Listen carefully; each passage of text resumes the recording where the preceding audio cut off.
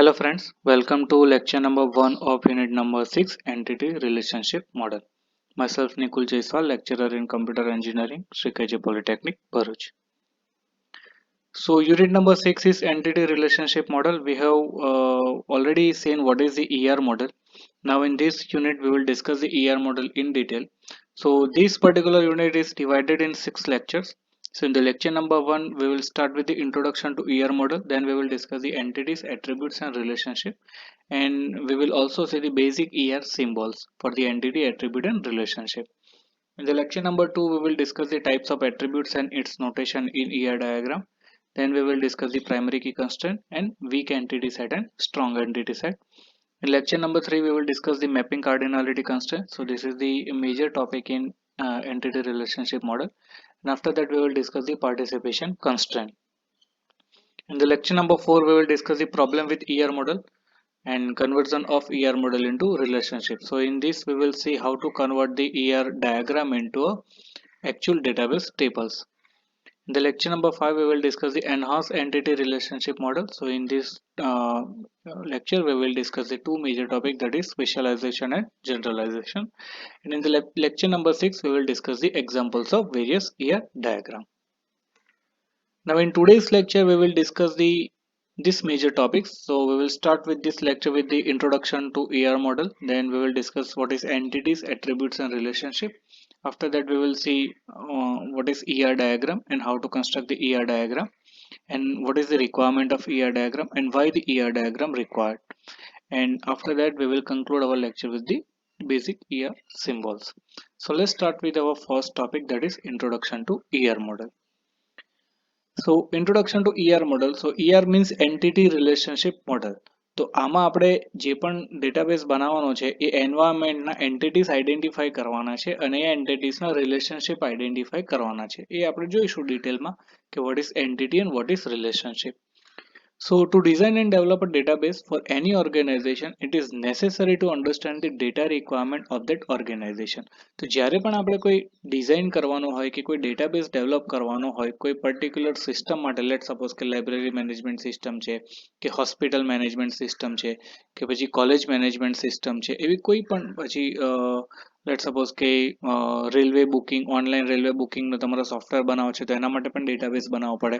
તો based on the requirement જ્યારે પણ તમે ડેટાબેઝ ડિઝાઇન કરતા હોય તો it is necessary to understand the data requirement. પહેલાં આપણે એ જોવું પડે કે એ સિસ્ટમમાં ડેટા રિક્વાયરમેન્ટ શું છે પર્ટિક્યુલર ઓર્ગેનાઇઝેશન માટે. So the ER model is the most widely used high-level conceptual data model which represent data requirements in concise manner. So એ ડેટા રિક્વાયરમેન્ટને સમજવા માટે કે ઓર્ગેનાઇઝેશન અને જે સિસ્ટમ આપણે ડેવલપ કરવાની છે એમાં કયા ટાઈપની ડેટાની રિક્વાયરમેન્ટ છે, એ ડેટાની રિક્વાયરમેન્ટ સમજવા માટે, એને પ્રિપેર કરવા માટે કે આપણે કોન્સેપ્ચ્યુઅલ ડેટા મોડેલ તૈયાર કરીએ તો એને ER મોડેલ કહેવાય.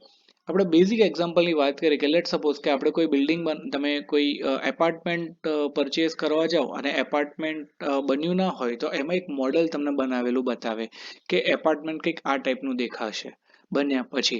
તો એ જે કોન્સેપ્ચ્યુઅલ મોડેલ છે એ ડેટાબેઝમાં પણ જ્યારે આપણે એકચ્યુઅલ ડેટાબેઝ બનાવીએ તો એની પહેલાં આપણે રિક્વાયરમેન્ટ ગેધરિંગ કરતા હોઈએ અને રિક્વાયરમેન્ટના બેઝિસ પર આપણે ER મોડેલ બનાવીએ તો આપણને એમાં ડેટાની રિક્વાયરમેન્ટ શું છે અને ડેટાબેઝમાં કઈ કઈ રિક્વાયરમેન્ટ છે એ આપણે આઈડેન્ટિફાઈ કરી શકીએ with the help of ER model.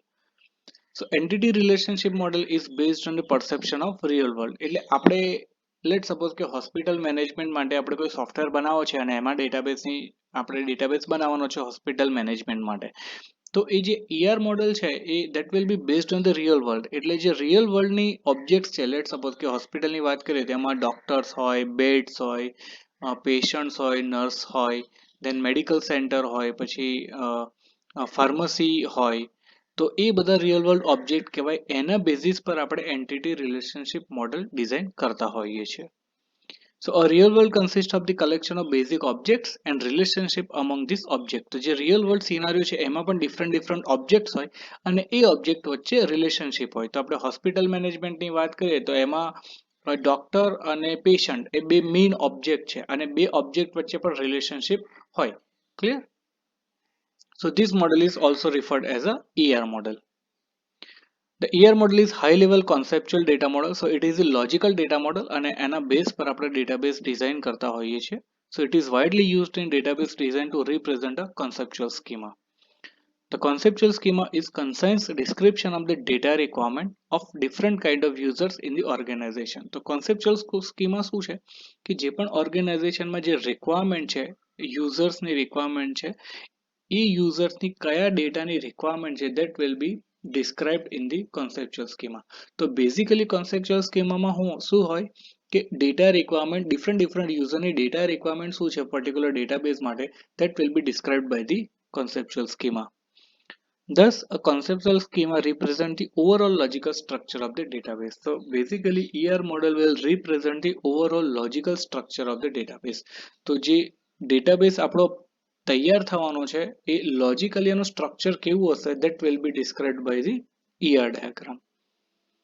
A conceptual schema represented by the ER model is called the ER schema. It is also called the entity relationship schema. Now the ER model employs three basic notions. આ ખાસ યાદ રાખવાનું છે, ER મોડેલમાં ત્રણ basic concepts છે. The first is entities, second is attributes, and third is relationship. So these are the three main pillar of the ER model. Clear?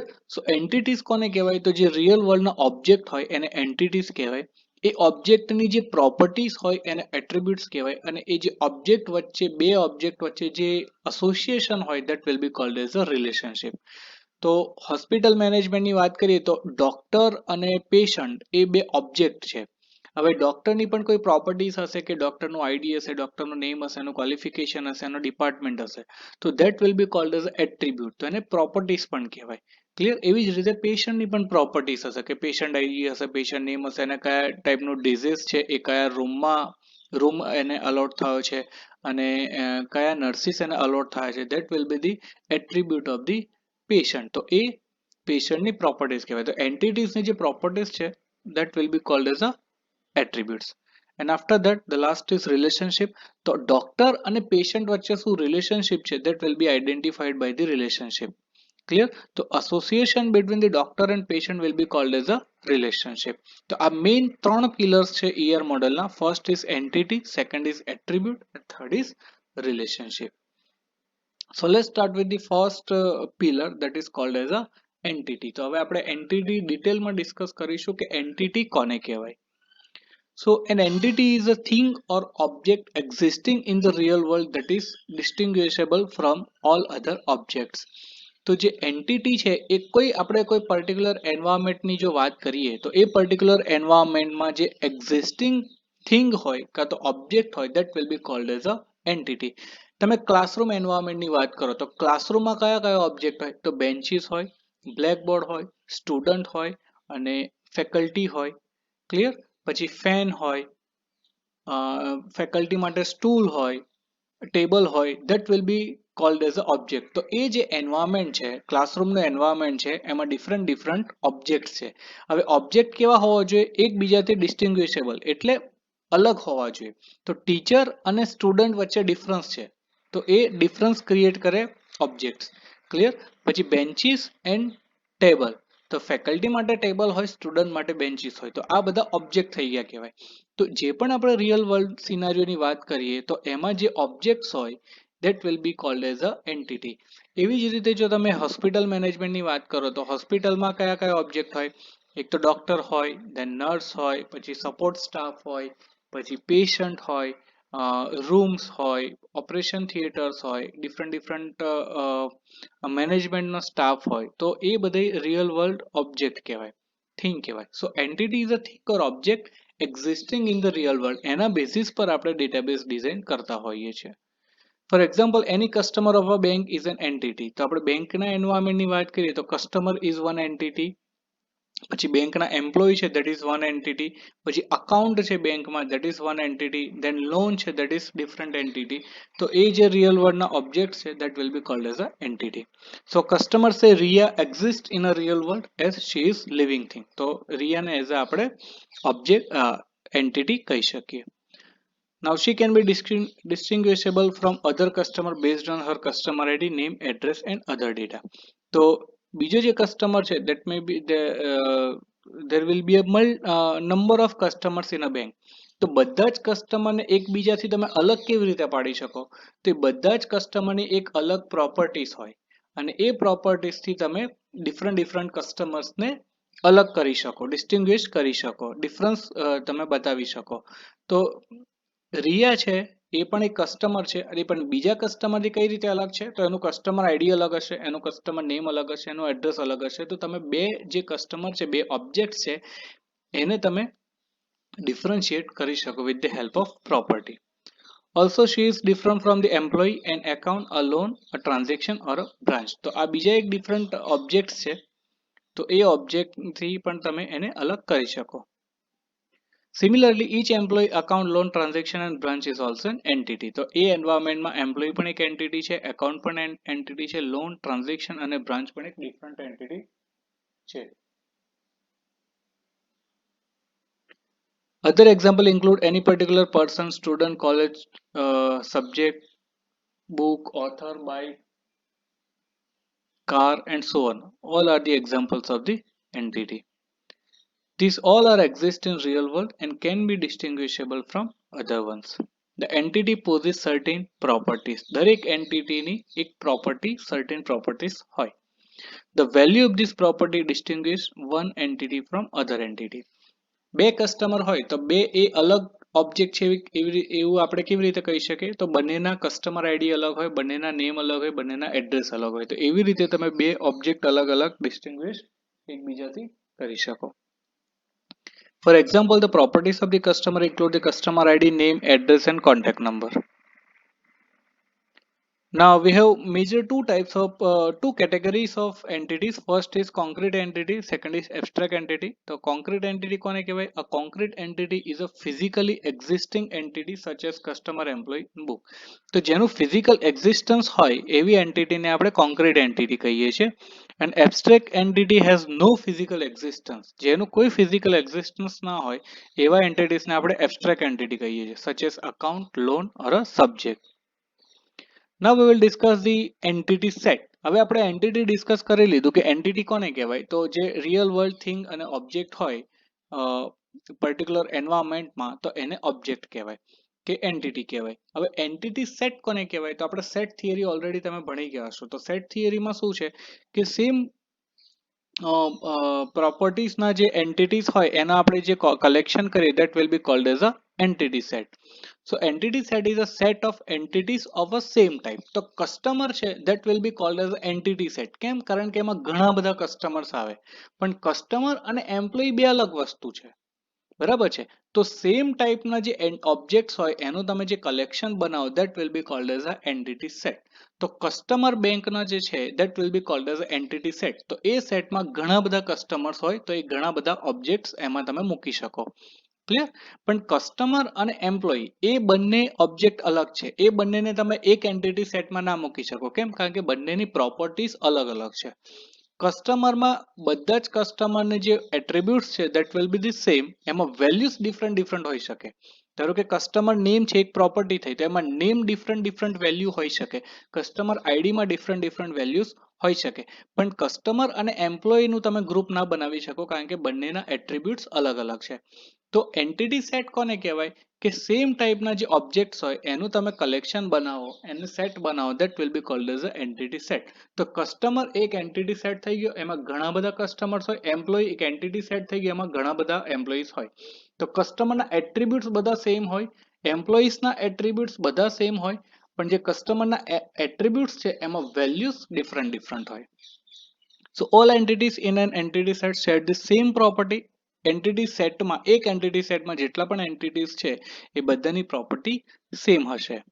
In a banking system, the set of all individual customer can be referred as a entity set customer. તો જે customer છે, individual customer છે, એનો આપણે જો set બનાવીએ તો that will be called as a customer entity set. Similarly, an entity set employee represent all individual employees of a bank. So database for a banking application includes entity sets like customer, employee, account, loan and branch. તો customer entity set માં બધા જ customer હશે. કેમ? કારણ કે એની property same છે. Employee entity સેટમાં બધા જ એમ્પ્લોયી હશે કારણ કે એની પ્રોપર્ટી સેમ છે. પ્રોપર્ટીઝની વેલ્યુ ડિફરન્ટ છે બટ પ્રોપર્ટી સેમ છે. એવી જ રીતે જેટલા પણ અકાઉન્ટ છે બેન્કિંગ એન્વાયરમેન્ટમાં તો એ બધા જ અકાઉન્ટની એક એન્ટિટી સેટ બનશે. એવી જ રીતે લોન અને branch. So the individual entities that constitute an entity set are called the extension or the member of entity set. તો જે એક individual customer છે that will be called as a member of the entity set customer. Now I will discuss the attributes. Attributes આપણે ઘણી બધી વાર અત્યાર સુધી વાત કરી લીધી કે the properties of the entities will be called as a attribute. So attributes are the descriptive properties possessed by each member of an entity set. તો entity set ના જેટલા બી member છે એમની જે properties હોય descriptive properties that will be called as a attribute. For example, an entity set customer had the attribute like customer ID, then name, address and contact number denoted by CID, CNAME, address and contact number respectively. તો જેટલા પણ entity set છે એ entity સેટની જે properties હોય that will be called as a attribute. અહીં એક example આપેલું છે કે જો આપણી પાસે એન્ટિટી સેટ કસ્ટમર હોય તો એના એટ્રીબ્યુટ કયા હોઈ શકે? કસ્ટમર આઈડી છે, નેમ છે, address and contact number. Similarly, an entity set account has attribute like account number and balance denoted by account number and balance respectively. Values of an attribute. Values, each entity has a value for each of its attribute. Let's suppose કે આપણી પાસે 100 customers છે તો 100 કસ્ટમર્સની એક કસ્ટમરની attributes હશે અને દરેક customer માટે એ એટ્રીબ્યુટની એક વેલ્યુ હશે. સો each entity has a value for each of its attribute. For example, a particular customer entity may have value C01 for CID, RIA for CNAME and so on.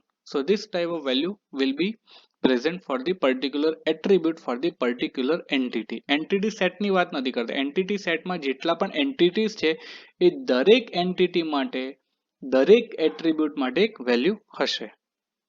Now representation of an entity. In ER model, an entity is represented by a set of attribute and data value pairs. તો representation of entity નું કેવી રીતે કરશો? તો example આપેલું છે. For example, particular customer entity can be described by a set CID C01, CNAME RIA, address Amul Awas Anand and contact number this. Clear? તો આવી રીતે આપણે representation કરતા હોઈએ છીએ attribute અને data value નું. Clear? તો કેવી રીતે આપણે represent કરશું? પહેલા attribute નું name અને એની data value. તો RIA જે customer છે એનું CID C01 છે, એનું name RIA છે, એનું address Amul Awas Anand છે અને એનો contact number આ છે. So this is how the representation of the entity and attribute will be done. Now next and the most important pillar of the ER model is relationship.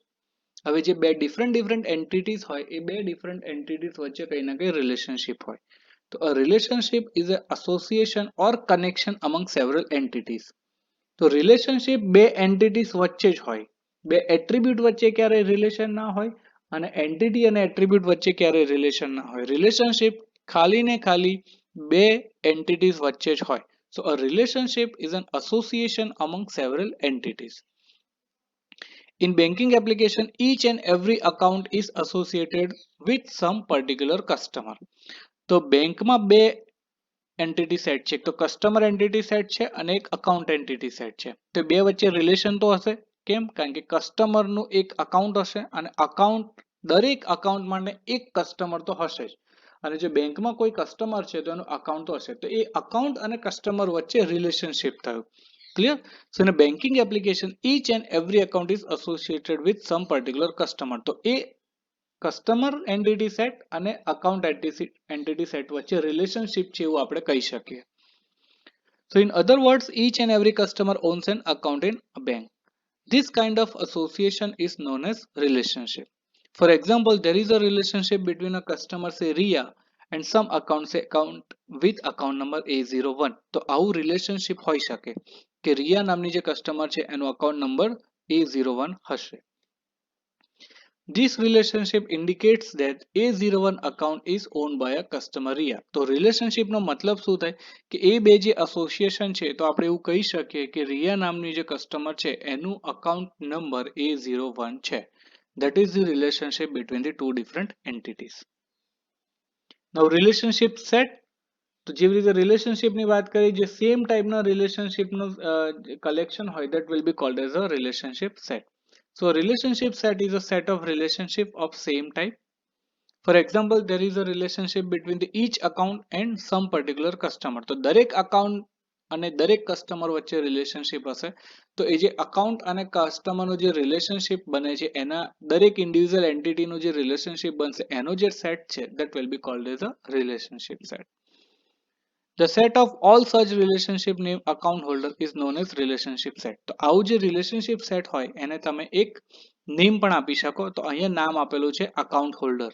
So the set of all such relationship named account holder is known as a relationship set. Now we will discuss the ER diagram. હવે આપણે discuss કરી લીધું entity કોને કહેવાય, attributes કોને કહેવાય અને relationship કોને કહેવાય. તો હવે આ ત્રણ પિલોનો યુઝ કરીને આપણે ER ડાયાગ્રામ બનાવવાનું છે. તો જે બેઝિકલી ER મોડલ છે ને, that is the graphical representation of the conceptual schema. તો ER મોડલમાં આપણે ગ્રાફિકલી રિપ્રેઝન્ટ કરીએ છીએ. રિલેશનલ મોડલમાં આપણે શું કરીએ છીએ, તો ડેટાને રિપ્રેઝન્ટ કરવા માટે આપણે ટેબલ્સનો યુઝ કરીએ છીએ. એવી જ રીતે ER મોડલમાં આપણે સ્પેસિફિકેશન ડિસ્ક્રાઇબ કરવા માટે, રિક્વાયરમેન્ટ ડિસ્ક્રાઇબ કરવા માટે આપણે ગ્રાફિકલ રિપ્રેઝન્ટેશનનો યુઝ કરતા હોઈએ છીએ અને એને ER ડાયાગ્રામ કહેવાય. તો જ્યારે પણ તમે ડેટાબેઝ ડિઝાઇન કરો કોઈ પણ, તો ફર્સ્ટ સ્ટેપ એનો ER ડાયાગ્રામ બનાવવાનું છે. ER ડાયાગ્રામ પરથી તમને આઈડિયા આવી શકે કે આપણે ડેટાબેઝમાં કઈ કઈ રિક્વાયરમેન્ટ છે. So an entity relationship diagram, it is also called as the ER diagram, is a graphical representation of the overall logical structure of the database. તો જે logical structure આપણે વાત કરી કે ER model will describe the logical structure of the database, તો logical structure કેવી રીતે represent કરશે, તો with the help of graphics. So ER diagram, ER model is basically a graphical representation of the overall logical structure. In ER model, ER diagram are used to represent the ER schema. An ER schema is a concise description of the data requirement of different kind of users. તો ER schema માં જે different type ના users ની requirement છે, that will be described. In other words, in an overall logical structure of the database. So it is the overall logical structure of the database. Now we will see what is the ER diagram and database implementation process. તો આપણે database implementation process કઈ રીતે હોય. તો first requirement gathering from the end user. તો આપણે કોઈ પણ સિસ્ટમ માટે ડેટાબેઝ બનાવવો હોય, લેટ સપોઝ કે હોસ્પિટલ મેનેજમેન્ટ માટે આપણો સોફ્ટવેર બનાવવો છે અને આપણે એના માટે એક ડેટાબેઝ બનાવવાનો છે. તો એવું તો છે ને કે આપણે ડાયરેક્ટલી ડેટાબેઝ બનાવી દઈશું. આપણે ફર્સ્ટ જોવું પડે કે યુઝર્સની રિક્વાયરમેન્ટ શું છે. So first of all we will gather the requirement from the user.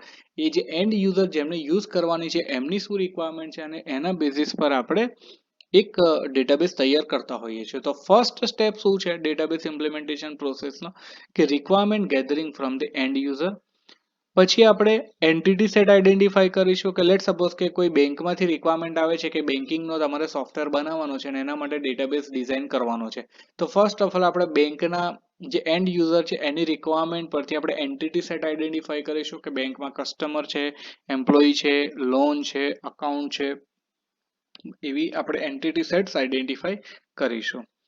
એના પછી આપણે દરેક એન્ટિટીના એટ્રીબ્યુટ્સ આઈડેન્ટિફાઈ કરીશું કે ધારો કે કસ્ટમર આપણે એન્ટિટી લીધું કે customer is a part of banking system. તો કસ્ટમરના એટ્રીબ્યુટ શું હોઈ શકે, તો કે કસ્ટમર આઈડી હોઈ શકે, એનું નેમ હોઈ શકે, એનું એડ્રેસ હોઈ શકે, કોન્ટેક્ટ નંબર હોઈ શકે.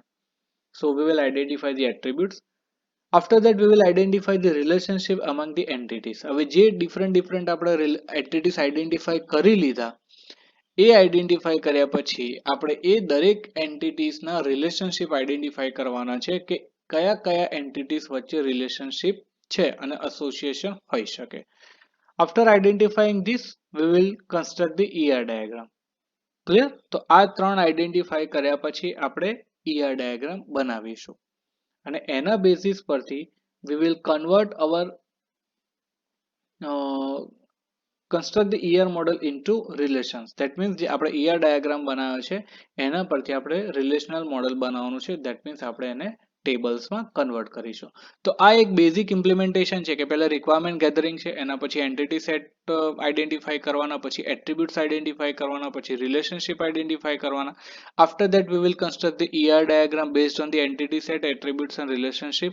અને ER ડાયાગ્રામ બનાવ્યા પછી એ ER મોડેલને આપણે કન્વર્ટ કરવાનું છે રિલેશનલ મોડેલમાં. That means we will convert our ER diagram into actual database tables. એ આપણે જોઈશું કે કઈ રીતે કરવાનું છે next lecture.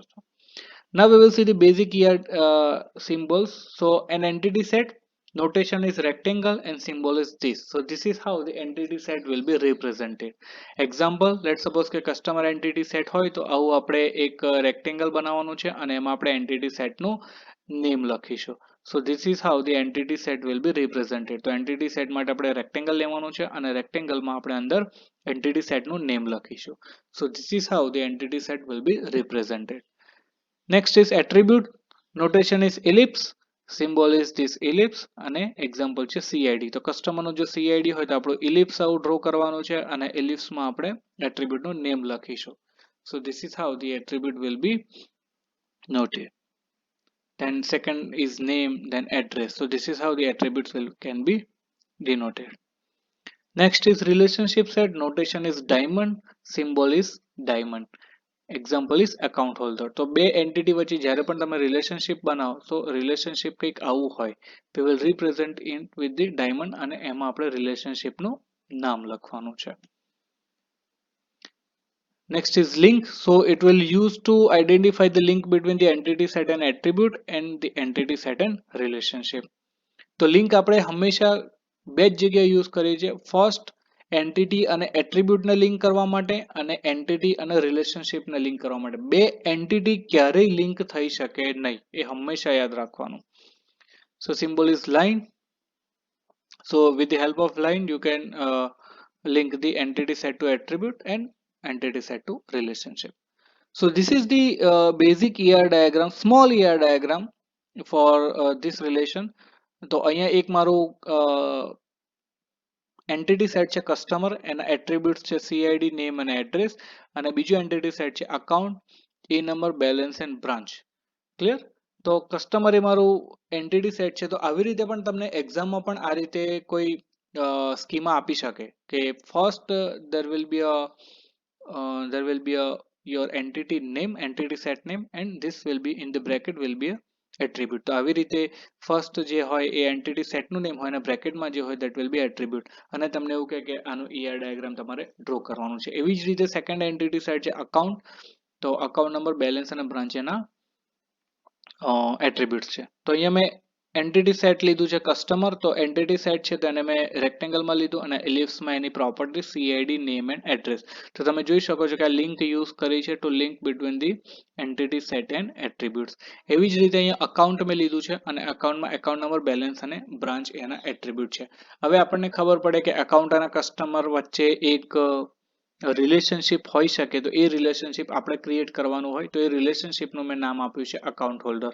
ક્લિયર? તો જ્યારે હું આનું ટેબલ બનાવીશ તો કસ્ટમર ટેબલમાં 3 કોલમ હશે, CID, નેમ અને એડ્રેસ. અકાઉન્ટ ટેબલમાં 3 કોલમ હશે, એકાઉન્ટ નંબર, બેલેન્સ અને બ્રાન્ચ. હવે અકાઉન્ટ હોલ્ડરનું જે ટેબલ બનશે એ આપણે રિલેશનશિપ ટેબલ છે, એટલે બેનું રિલેશનશિપ આઈડેન્ટિફાઈ કરશે. તો એ બનાવવા માટે આપણે કસ્ટમરમાંથી CID લઈશું અને અકાઉન્ટમાંથી account number. So this table will identify the relationship between the customer and account. આ બેઝિક ER ડાયાગ્રામ છે. આ ડિટેલમાં ER ડાયાગ્રામ કઈ રીતે કન્સ્ટ્રક્ટ કરવું એ આપણે નેક્સ્ટ લેક્ચરમાં જોઈશું. So this is how the ER diagram can be constructed. So this was all about the introduction to ER model. I hope you did understand all the topics that has been discussed in this video lecture. Thank you so much.